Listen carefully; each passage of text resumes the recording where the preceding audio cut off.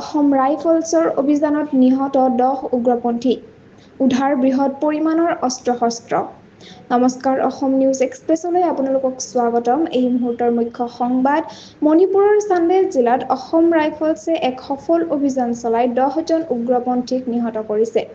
ভাৰত-ম্যানমাৰ সীমান্তত অৱস্থিত নিউ চামতাল গাঁৱৰ কাষত এই সংঘৰ্ষ সংঘটিত হয়।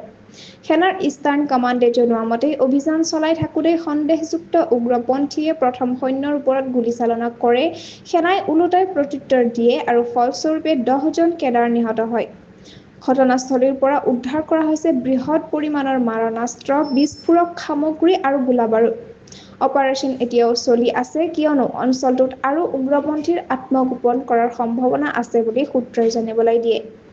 এই সংঘৰ্ষত কোনো সেনা জোৱান আহত হোৱা বাতৰি নাই যদিও সেনাবাহিনীৰ মতে এই অভিযান মণিপুৰত চলি থকা অশান্তিৰ মাজত এক উল্লেখযোগ্য সফলতা।